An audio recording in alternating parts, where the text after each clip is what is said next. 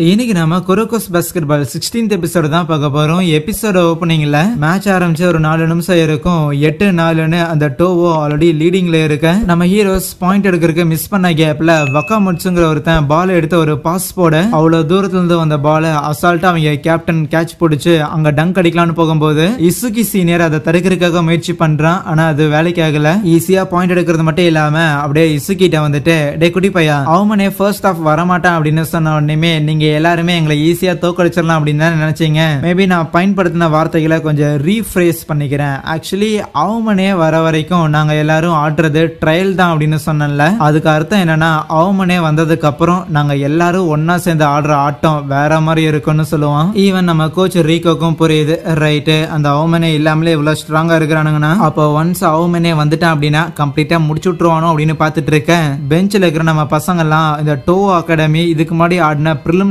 Match இருக்கும்ல, 3 match ஆடி இருந்திருப்பாங்க. அந்த ஸ்கோர் ஷீட் எல்லாத்தையும் செக் பண்ணி பார்த்தா எல்லாமே வந்து 100 பாயிண்ட்டுக்கு மேல இருக்கு. இதோட பயங்கர அக்ரெசிவான ஒரு அஃபென்சிவ் டீமா அது இருக்குது அப்படின்னு அவங்களுக்கு புரிய வர அங்க மேட்ச்ல சக்குரா அப்படிங்கிற ஒரு அப்பாவி பையன் தொடர்ந்து ஸ்கோர் பண்ணிட்டே இருப்பானா. அப்படி ஒரு பால் அவன் மிஸ் பண்ணும்போது பேஸ்கெட் கிட்டே இருந்த டோவோட கேப்டன் அசால்ட்டா நம்ம ககாமியை தாண்டியும் அங்க ஸ்கோர் பண்றான். அதை பார்க்கும்போது ககாமிக்கெல்லாம் ஒண்ணுமே புரியல எப்படா இந்த மாதிரி ஆடுறாங்கன்னு. அண்ட் அது மட்டும் இல்லாம ஒரு பேட்டர்ன் அவனை கவனிக்கிறான். என்னன்னா எல்லாருமே தனித்தனியா ஆடுறாங்க அப்படிங்கிற அந்த ஒரு பேட்டர்ன் அவன் கவனிக்கிறான். அவங்களுக்கு இண்டிவிஜுவலா நிறைய திறமை இருக்கு அண்ட் இண்டிவிஜுவலா எல்லாருக்கும் ஸ்கோர் பண்ற திறமை இருக்கு, அதை யூஸ் பண்றாங்கன்னு. ஈவன் இசுகி இதை நோட்டீஸ் பண்ணிட்டு ஓ நீங்க எல்லாம் தனித்தனியா ஆடுற ஆளுங்களாடா அப்படின்னு கேட்டா வேற என்ன எங்க டீம்ல இருந்து நீ எதிர்பார்க்கிற, இந்த கண்ட்ரில இருக்கிற பெஸ்டான சில பிளேயர்ஸ் சில அத்லெட்ஸ் நாங்க தூக்கி ஒன்னா ஒரு டீமா உருவாக்கி வச்சிருக்கோம். அப்படி வெவ்வேறு இடத்துல இருந்து வந்த எங்க எல்லாருக்கும் தனித்தனியா ஒரு திறமை இருக்கு, அதை பயன்படுத்தி தான் நாங்க இவ்வளவு தூரம் வந்திருக்கோம். டீம்ல இருக்கிற எல்லாரும் கூட கை கோர்த்து ஒன்னா வேலை செய்யறது அது எங்களுக்கு வரல,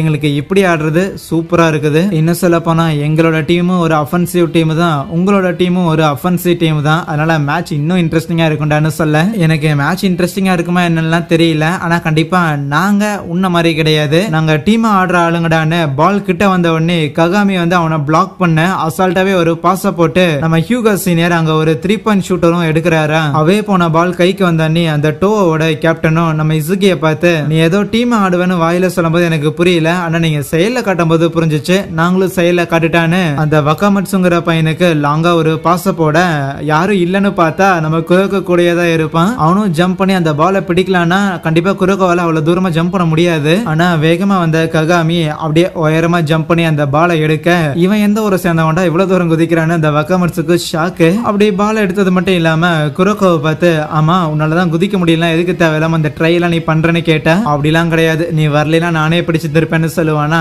இவன் இப்படி சொல்றது ககாமிக்கு ஷாக்கா இருக்கும். இல்லையே இந்த மாதிரிலாம் நீ பேசுற ஆள் கிடையாது, கமான் என்ன உன்னோட மிடில் ஸ்கூல்ல நடந்த சம்பவங்களும் இன்னைக்கு நடக்கிற இந்த மேட்சையும் நீ கன்ஃபியூஸ் பண்ணிட்டு இருக்கிற போல, கமான் இன்னைக்கு நடக்கிறது டோவோ அப்படிங்கிற இந்த அகாடமிக்கு எதிராக தான் அப்படின்னு பிரசன்ட்ல போக்கஸ் பண்ண சொல்ல இங்க நடக்கிறது எல்லாத்தையும் கவனிச்ச அந்த டோவோட கேப்டனும் ஓகே மோமோ சொன்ன மாதிரி தான் எல்லாருமே இருக்கிறானுங்க அப்படின்னு யோசிப்பான். மேட்சை பாக்குறதுக்காக நம்ம ரியோட்டாவும் கொஞ்சம் லேட்டா வந்திருப்பானா. அந்த இடத்துல மிடோரிமா நின்னுகிட்டு இருக்கேன். டே மாமி என்னடா இது வித்தியாசமா ஒரு சன்கிளாஸ் போட்டிருக்கேன்னு கேட்டா இந்த கருப்பு கண்ணாடி போட்டுமா நீ என்ன கண்டுபிடிச்ச அப்படின்னு கேட்பானா. கையில ஏதோ இன்னைக்கு அவனோட லக்கி பொம்மை அப்படின்னு சொல்லி எதையா கூட வச்சிருந்திருப்பான்.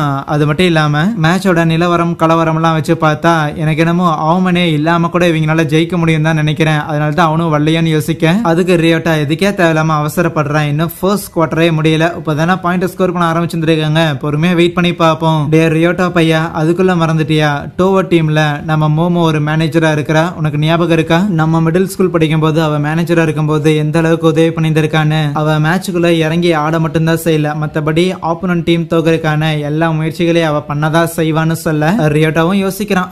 ஆமால அந்த மோமோ ஆக்சுவலி அவமனேயோட ஒரு சைல்ட்ஹுட் ஃப்ரெண்ட், ஆனா குரோக்கோவை லவ் பண்றேன்னு ஸ்கூல்ல சுத்திட்டு தெரிஞ்சாலேன்னு சொல்லும் போது நம்ம மிடோரிமாக்கு ஷாக்கு. என்னது அப்படியா, ஆனா நானும் அங்கதானே இருந்தேன், எனக்கு 3 வருஷமா தெரியலையேன்னு யோசிக்க என்னடே என்னாரா அவ ஹீரோ பின்னாடியே தான் சுத்திக்கிட்டே இருந்தா, இதை பார்த்து கூட உன்னால கண்டுபிடிக்க முடியல, நீ என்ன குரங்காடா அப்படின்னு சொல்ல குரங்குன்னு சொன்னதுக்குதான் மிடோரிமா ரியாக்டே பண்றான். இருந்தாலும் மிடோரிமாக்கு இந்த விஷயம் தெரிஞ்சதுக்கு அப்புறம் இன்னொரு மேட்டருமே தோணுது. என்னன்னா மேபி உண்மையாலுமே மோமோக்கு குரோக்கோவை பிடிச்சிருந்துச்சு அப்படிங்கிற பட்சத்துல குரோக்கோவோட லிமிட்டை புஷ் பண்றதுக்காக தான் அவ முயற்சி பண்ணுவா அப்படிங்கிற மாதிரி மிடோரிமாவோட கெஸ் இருக்கு. ஈவன் ககாமியும் மோமோவை பார்த்துட்டு டே குரோக்கோ பையா கேள்விப்பட்டேன் பசங்களாரும் சொன்னாங்க அந்த மோமோங்கிற பொண்ணு உன்னோட எக்ஸ் கேர்ள் ஃப்ரெண்ட் ஆவான்னு சொல்லும் போது ஓ அப்படியா அப்படின்னு கேட்பானா.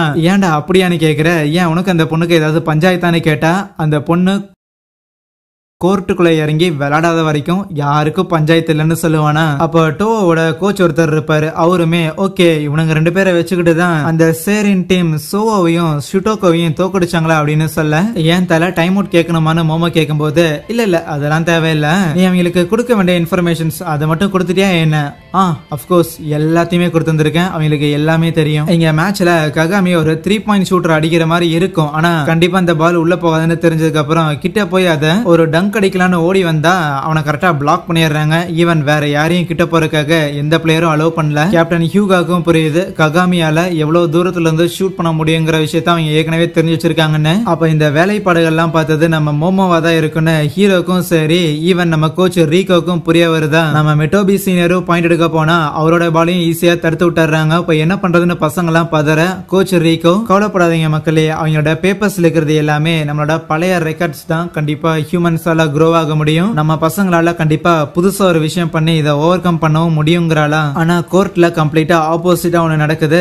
அங்க நாம கேப்டன் ஹியூகா கிட்ட பால் இருக்க, தலைவன் ஒரு 3 பாயிண்டர் தான் எடுப்பான் அப்படின்னு எல்லாருக்கும் தெரியும். அதனால நம்ம மூவ கெஸ் பண்றாங்கன்னு புரிஞ்சுக்கிட்டு அவன் ஏற்கனவே சில ட்ரிபிளிங் எல்லாத்தையும் பிராக்டிஸ் பண்ணியிருந்திருப்பான். ஒன்ஸ் அந்த ஷுட்டோக்கோ இருக்கிறாங்கல்ல மிடோரிமாவோட டீம், அவங்க கூட ஆடினதுக்கு அப்புறம் அதை ட்ரை பண்ணலான்னு போனா அதையும் பிளாக் பண்றதுக்காக அந்த வக்காமுட்சுங்கிறவன் கை வைக்கிறான். என்னன்னா நம்ம மோமோ இதையும் கெஸ் பண்ணியிருந்திருக்கா. கண்டிப்பா பிளேயர்ஸ்ங்கிறவங்க ஒரே பேட்டர்னை எந்நேரம் ஃபாலோ பண்ண மாட்டாங்க. அவங்களோட ஹைட்டு வெயிட் அவங்களோட ஸ்கில்ஸ் எந்த அளவுக்கு இருக்கு, கடைசியா இந்த ஆப்போனண்ட்டை ஃபேஸ் பண்ணாங்க, எங்க தோத்தாங்க எங்க ஜெயிச்சாங்க அப்படின்னு எல்லா ரெக்கார்டையும் வச்சு கண்டிப்பா அடுத்து அவங்க இந்த மூவை தான் இம்ப்ரூவைஸ் பண்ணுவாங்க அப்படிங்கறதையும் கெஸ் பண்ணியிருந்திருக்கா. ஆனா பால் இன்னும் நம்ம ஹீரோஸோட கையை விட்டு போகல. இப்ப இசுகியோட கைக்கு போக இசுகியால அந்த கோர்ட்ல இருக்கிற எல்லா இடத்தையும் பார்க்க முடியுமே தவிர பெருசா ஸ்பெஷலான எந்த ஒரு மூவும் பண்ண முடியாது. ஆனா திருப்பி நம்ம கேப்டன் ஹியூகாக்கே பாஸ் கொடுத்து அதை எடுத்துட்டு போகலான்னு பார்த்தா பிளாக் பண்றதுக்கு அந்த சக்குரா பையன் வருவான். ஆனா அவனை பிளாக் பண்றதுக்காக பின்னாடி நம்ம ஹீரோ வந்து நிக்க யாரும் எதிர்பார்த்துருக்க மாட்டாங்க. நம்ம ஹீரோ பையன் பிளாக் பண்றதுக்கு வருவான்னு. சோ இவென்ச்சுவலி ககாமிக்கு ஒரு பாஸ் போட்டு அவன் ஒரு டங்க் அடிக்க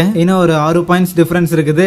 ஈவன் மோமோ கூட அப்படியே ஹீரோ பார்த்துட்டு என்னால மத்த பசங்களை கெஸ் பண்ற மாதிரி இந்த பையன் என்ன பண்ணுவாங்கறத கெஸ் பண்ணவே முடியல, இருந்தாலும் அந்த ஒரு காரணத்துக்காக தான் எனக்கு ரொம்ப பிடிச்சிருக்குன்னு நினைப்பாளா. அப்படியே ஃபர்ஸ்ட் குவார்டர் முடிய 4 பாயிண்ட் டிஃபரன்ஸ்ல அந்த டோவோ லீட்ல இருப்பாங்க. கோச் ரீகோவும் பசங்க கிட்ட கமான் கைஸ் சீனியர்ஸ் பத்தின டேட்டாஸ் தான் அவங்க கிட்ட இருக்கே தவிர ககாமி அண்ட் கூரோ நீங்க 2 பேரும் இந்த டீமுக்கே புதுசு தான், அதனால உங்களை பத்தின டேட்டாஸ் அவகிட்ட பெருசா இருக்காது. நீங்க 2 பேரும் தான் மோமோட இந்த ஸ்ட்ராட்டஜில இருந்து நம்ம டீமை வெளியே கொண்டு வரணும்னு இறக்கி விடுறாளா. மேட்ச்ல இறங்கணும்னே ககாமிக்கு பால் கிடைக்க அதை குரோக்கோக்கு போடும்போது அதை எடுக்கலான்னு பார்த்தா குரோக்கோ வச்சு ஒரு பஞ்ச் பண்ணி விடுவானா. அதை மறுபடியும் கேட்ச் பிடிச்ச ககாமி அங்க ஒரு டங்க் அடிக்க போக அதை பிளாக் பண்றதுக்காக 2 பேர் முயற்சி பண்ணியும் அவங்களுக்கும் மேல உயரமா குதிச்சு நம்ம ககாமி அங்க பாயிண்ட் எடுக்கிறான். ஆனாலும் கால் வலிக்குது. ஆஹா இதை மறந்துட்டேன்னு யோசிக்க ககாமியோட கால்ல பஞ்சாயத்து ஆயிருக்குங்கிற மேட்டரை டோவோட கோச் கவனிக்கிறாரு. இன்னொன்னு வயசு இருக்கு தான், அதுக்குள்ள பாடி இந்த அளவுக்கு பஞ்சர் ஆக்கிக்கிறது நல்லது இல்ல மகனேன்னு யோசிக்க நம்ம கோச் ரீகோவும் அதை கவனிச்சிடுறாங்க. சோ உடனே நம்ம கோகனே சீனியர் இருக்கிறாருல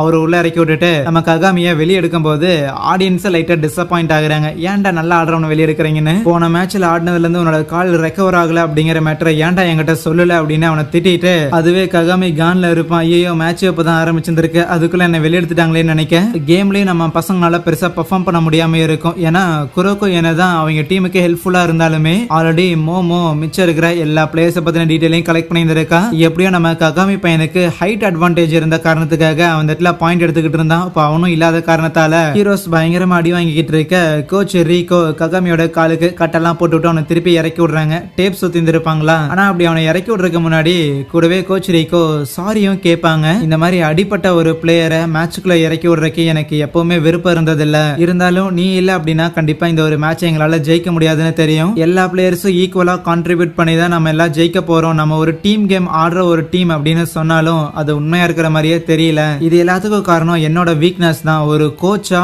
உங்களோட ஃபுல் பொட்டன்ஷியலை என்னால வெளியில கொண்டு வர முடியல, அந்த ஒரு காரணத்துக்காக தான் அடிப்பட்ட உன்னை மேட்சுக்குள்ள இறக்க வேண்டியதா போயிருச்சுன்னு ஃபீல் பண்ணும்போது அதுக்கு ககாமி என்னன்னா என்ன லூஸ் மாதிரி வளரிட்டு இருக்கிற, யூஸ்வலா இந்த மாதிரி எல்லாம் பேச மாட்டியே, அது மட்டும் இல்லாம மேட்சுக்குள்ள இறக்கி விடுற அப்படின்னா ஒரு கோச்சா கம்பீரமா ஜெயிச்சிட்டு வான்னு சொல்லணும், இப்படி அழுதுகிட்டு சாரி எல்லாம் கேட்டுக்கிட்டு இருக்க கூடாதுமா. செகண்ட் குவார்டர் முடியறதுக்கு 1 நிமிஷம் டைம் இருக்க ககாமியை இறக்கி விடுற மாதிரி இருக்கும். ஆனா அப்போ ககாமியோட ஷோல்டர்ல கைய போட்டுக்கிட்டு ஒழுங்கா போய் ஆடு அப்பதான் கொஞ்சம் ஃபன்னா இருக்கும்னு அவமனே சொல்ல, நல்ல வேலை அவமனே வந்துட்டானா சீக்கிரம் வந்து மேட்ச்ல ஆடுறா அப்படின்னு அவனோட டீம் பசங்க எல்லாம் சொல்லும் போது அதான் இன்னும் செகண்ட் குவார்டரே முடியல, தேர்ட் குவார்டர்ல வந்துக்கிறமானா. ஆனா அவமனையோட கோச் அதெல்லாம் ஒண்ணும் கிடையாது, உப்பவே இறங்குடான்னு சொல்லும் போது சரின்னு அவனோட ஷர்ட்டை கழட்டிட்டு என்ன பாய்ஸ் ஆரம்பிக்கலாமான்னு கேட்க அங்கே இந்த ஒரு எபிசோடை முடிக்கிறாங்க.